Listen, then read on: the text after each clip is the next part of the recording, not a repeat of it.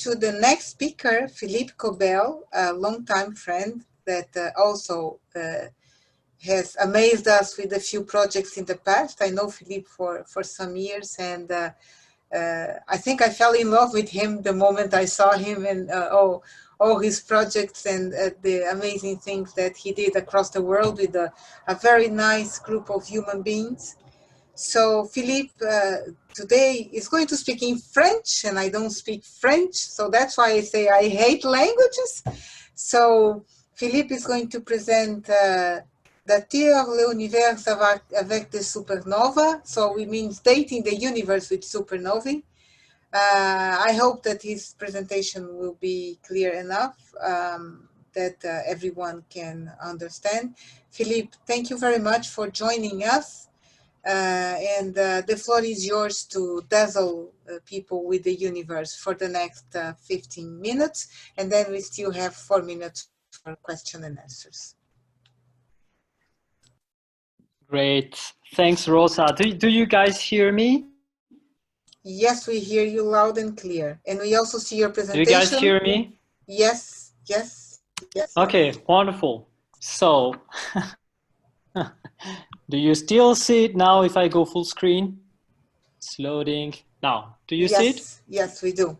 Okay. Okay, sweet Rosa. Thank you for the introduction. So this is going to be a Frenchie. Sorry for all the others. It's just that I created the activity in French, my students in French, so everything's in French. So good moment to practice. Alors, bonjour à la communauté GHOU française et francophone. Donc, je vais présenter ici un projet qui s'intitule Dater l'univers à partir de supernovae, qui en fait est le fruit d'une collaboration. Et en fait, la manière dont ce projet a commencé est assez typique en fait d'une collaboration. Phrasé m'a écrit un mail. Alors écoute, c'était mi-février et écoute Philippe, est-ce que c'est possible de faire travailler des élèves avec des données de supernovae qu'on observe avec nos télescopes Fox afin de tenter de reconstruire un diagramme de Hubble et pourquoi pas déterminer l'âge de l'univers. Alors quand on vous dit ça, mi-février, je vous laisse imaginer genre ma réaction, on est prof, on a des notes à faire, on a une fin d'année à faire. Donc j'étais là, on laisse tomber. Mais voilà, on est parti de GHOU, donc on est faible, ça travaille la tête, on se laisse tenter. Et donc je me suis dit, après tout, ne serait-ce pas une magnifique opportunité de faire de la vraie pédagogie de projet pendant une certaine durée avec des classes? Une belle opportunité de finir le cours de physique. Et puis, pour citer Rosa Doran, le plus important parfois dans ce qu'on fait, dans ce qu'on essaie de faire avec GHOU, c'est pas de le savoir, c'est pas ce qu'on sait, mais c'est comment est-ce qu'on sait ce qu'on sait. Comment est-ce qu'on peut faire de l'inquiry, de la recherche pour déterminer ce qu'on sait. Et ici, l'âge de l'univers. Alors, évidemment, pour que ce projet en fait soit le plus compréhensible, donc qu'il favorise le plus la compréhension des élèves, j'aime apprendre de manière interactive. Donc, je l'ai créé ce contenu en ligne dans Grasp. Et je viens de le publier sur la jour. Elle va être accessible par vous tous. Donc, vous pourrez rentrer dans le contenu. Dans votre compte Grasp, il suffira de créer sur Duplicate Space et vous pourrez le modifier à votre guise. Pour ceux qui ne sont pas familiers avec Grasp, vous pouvez aussi cliquer sur ce lien dans YouTube, créer un cours en ligne avec Grasp, où je vous ai fait tout un tuto sur comment est-ce qu'on peut créer des activités, des projets en ligne avec Grasp. Ok, alors là, je vais juste... voilà. Là, je vais vous montrer à quoi ça ressemble. Donc, si on rentre dans l'activité Grasp, vous avez donc ici plusieurs onglets pour naviguer à travers ce projet. On est ici donc dans cette phase d'introduction, ici, je lance vraiment les élèves dans tous les concepts astronomiques et physiques. Alors, on les lance tout de suite dans l'expansion de l'univers, et puis l'interprétation du graphique de Hubble qui est essentiel dans ce projet, à Philippe, savoir que quand on fait un graphe de vitesse des... Rosa? yeah, Rosa? your presentation is a little bit cutting a lot. Can you please kill your camera to preserve some bandwidth? Oh, yeah, yeah. Wait a sec. Yeah, I know that. We can do that for you. Wait a second. Yeah, I'm trying to do that. We will do. We'll just continue your presentation. We will do that for you. Big screen of Zoom to shut it up. Why? Okay, sorry. Yeah, if you can cut my camera, that's cool. Ok, donc en français, désolé. Vous connaissez le diagramme de Hubble sans doute. Il s'agit d'un graphique où on représente la vitesse d'éloignement des galaxies en fonction de leur distance, relativement bien sûr au point d'observation où nous, c'est-à-dire notre Voie lactée. Et sur ce diagramme, la pente est cruciale. Plus la pente est élevée, et c'est ça que j'essaie de faire comprendre aux élèves, plus la pente est élevée, plus l'expansion est rapide, donc plus l'univers est jeune. Donc ce graphique peut nous indiquer l'âge de l'univers. Et pour comprendre ça, bien sûr, dans l'activité, dans le projet, on ne le fait pas simplement en racontant tout ça aux élèves, on le fait en leur montrant des vidéos, en leur posant des questions, via des quiz qui ont des feedbacks directs, donc les élèves peuvent voir s'ils font faux jusqu'à trouver les bonnes réponses, et petit à petit, comme ça, travailler en compréhension. Donc ils sont vraiment actifs le plus possible, ils essayent d'interpréter ce graphique de Hubble par eux-mêmes, et puis, une fois qu'on est arrivé là, bien, il s'agit sur observer différentes galaxies, mesurer leur vitesse d'éloignement et leur distance. La vitesse d'éloignement dans ce projet-là, elle n'est pas clé parce qu'on va toujours utiliser des données de la littérature. On ne va pas mesurer ces vitesses. Par contre, ce qui est clé, c'est comment est-ce qu'on peut mesurer la distance des galaxies. Et là encore, l'expérience qu'on leur fait faire en cours, c'est de prendre des lampes identiques, donc de même puissance lumineuse, qu'en astronomie on appelle luminosité, en watts, et même s'ils ferment un œil et n'utilisent qu'une vision 2D, ils se rendent compte que le cerveau tout de suite peut savoir quelle est la lampe plus proche d'eux, puisque celle-ci apparaît plus brillante. Donc la brillance observée est plus élevée. Donc en comparant puissance lumineuse, luminosité, et luminosité observée ou luminosité apparente, on peut déduire la distance. Donc, je les fais travailler à travers ça, donc, pour qu'ils trouvent ces concepts de luminosité apparente, qu'ils trouvent les bonnes unités, et puis qu'ils soient capables, petit à petit, de relier l'un avec l'autre. Donc, tout ça se fait à travers de quiz. Je ne leur donne pas la formule, je ne leur donne pas la réponse. Il faut qu'ils la trouvent d'eux-mêmes. Et notez que lorsqu'ils arrivent à la bonne réponse ici, donc à la relation luminosité-distance, dans tout ce projet, on n'a pas utilisé la notion de magnitude.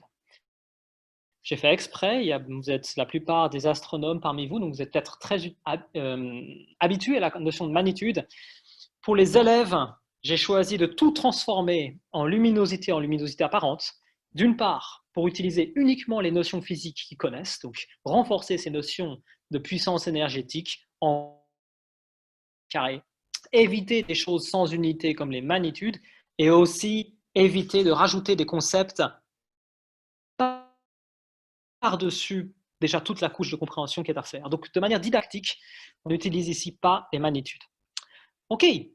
Alors maintenant, il s'agit pour eux alors de comprendre c'est quoi ces lampes qui ont une puissance lumineuse constante dans l'univers. Donc, on les guide vers le concept de supernovae, d'implosion d'étoiles, etc., de fin de vie d'étoiles. Et pourquoi est-ce que les supernovae type 1A ont toutes une même luminosité? Donc, ils arrivent à comprendre petit à petit comment elles se forment, ces supernovae de type 1A. Et puis, finalement, ce qui compte, c'est d'observer donc la brillance. Comme pour les lampes de poche, observer la brillance que l'on observe depuis la Terre de ces supernovae. Comme c'est des phénomènes explosifs, on va voir la luminosité apparente augmenter jusqu'à un maximum. Et c'est ce maximum qui compte, qu'il faudra identifier pour comparer avec la luminosité intrinsèque de ces supernovae et en déduire la distance. Alors, pour pouvoir faire ça, on va utiliser des données observées par les télescopes Fox. Donc, ils ont besoin de les analyser par photométrie. Donc, on les guide à travers les bases de photométrie. Okay. Et puis, dans l'onglet suivant, on leur donne une supernovae connue, qui est observée par les télescopes Fox, qui a été détectée d'abord par le satellite Gaia. Donc, elle s'appelle Gaia 16, puisqu'elle a été observée en 2016. On connaît cette supernovae, donc c'est un parfait exercice pour eux pour commencer. Ils font la photométrie avec un logiciel en ligne, parce qu'on va avoir bientôt apparemment une version en ligne de Salsa J MEAS. Alors je vous montre normalement là il est intégré en fait dans le projet, donc vous pouvez vraiment travailler directement à l'intérieur du projet en ligne, mais vu que parfois ça marche pas très bien, surtout si on est en Zoom en même temps, je vous ai ouvert excusez-moi, voilà, je vous ai ouvert ça sur un autre onglet. Donc voici JS9. Ici, on a une image observée par le télescope Fox et on peut ici zoomer. Là, je zoome sur la supernova. J'ai ici un rayon de mesure qui va permettre de détecter toute la lumière observée de cette supernova, qui est à proximité d'ailleurs d'une galaxie. On voit ici une sorte de tache diffuse, je ne sais pas si vous arrivez à la voir, c'est la galaxie hôte de cette supernova. Donc, si on détermine la distance de cette supernova, on a la distance de cette galaxie. D'accord. Ok, alors une fois qu'ils font toute cette photométrie pour une série de données, on a 16 jours de suite. Je vais revenir à la présentation. Alors, donc, voilà. Voici les résultats de la photométrie en nombre de counts en fonction de la supernova. Vous voyez la courbe, on voit vraiment cette augmentation de luminosité puis cette décroissance, c'est ce phénomène explosif. Maintenant, il y a pas mal de fluctuations qui sont dues aux fluctuations atmosphériques, ce qu'on a traduit, on appelle parfois du sinking. Pour avoir une idée de ces fluctuations, les élèves font aussi la photométrie sur 3 étoiles de comparaison, 3 étoiles qu'on connaît. Et on remarque que dans ces 3 étoiles, il y en a 2, l'étoile 1 et l'étoile 2, dont l'intensité fluctue exactement de la même manière au cours du temps. Si vous regardez, les deux courbes sont vraiment semblables, ce qui n'est pas le cas de l'étoile 3. Donc ce que ça veut dire, c'est que les étoiles 1 et 2 sont uniquement affectées par les fluctuations atmosphériques, qui font fluctuer leur luminosité de manière semblable, alors que l'étoile 3 a également des fluctuations internes, une variabilité interne. Ce n'est pas une très bonne étoile pour pouvoir jauger ces fluctuations atmosphériques. Donc on l'élimine, on garde les étoiles 1 et 2.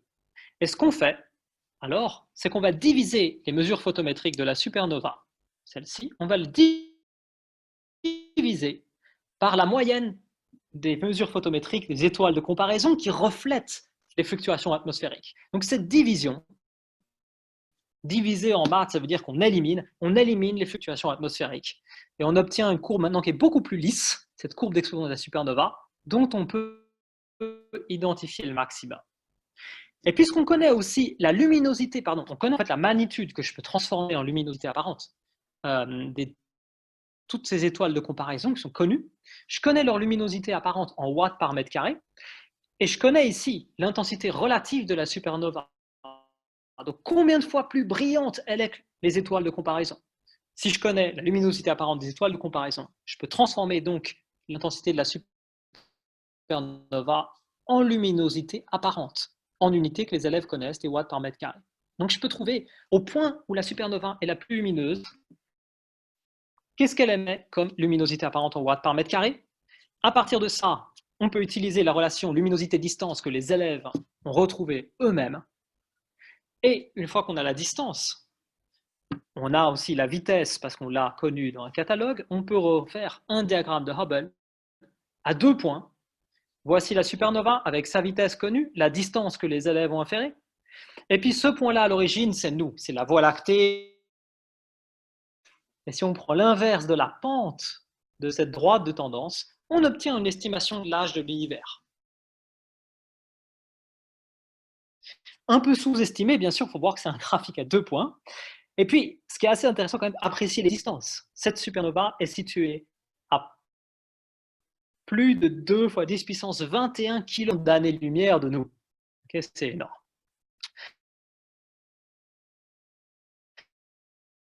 Alors, pour compléter ce diagramme de Hubble qui est un peu pauvre à 2 points, les élèves se lancent dans l'étape suivante, c'est-à-dire de choisir par groupe une supernova qui a été observée par les Fox télescopes. Donc, les élèves ont choisi une supernova, on a choisi différents.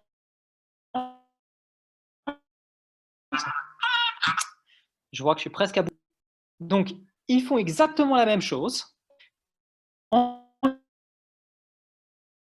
choisissant cette fois des étoiles de comparaison de leur choix.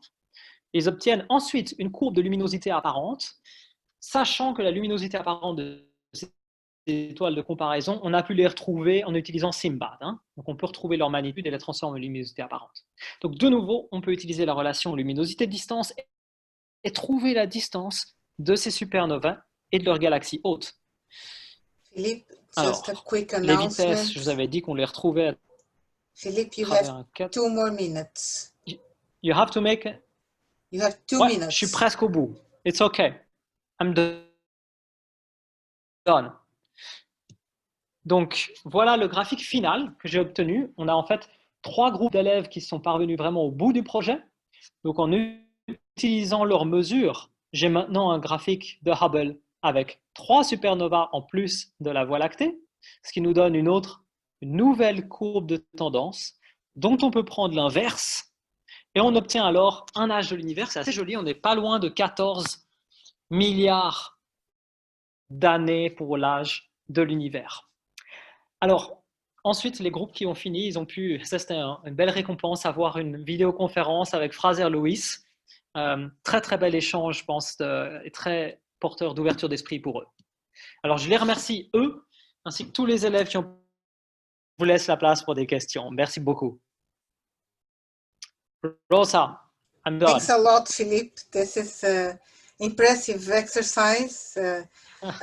We don't have specific question for you at this moment, but there are some thanks and bravos in the chat, and of course my personal request: please translate it to English. It's too good to be only in French. So if you don't mind, and I promise to you, if you translate it to English, I translate it to Portuguese as well. So there you go. You cover some of the most important languages in the world.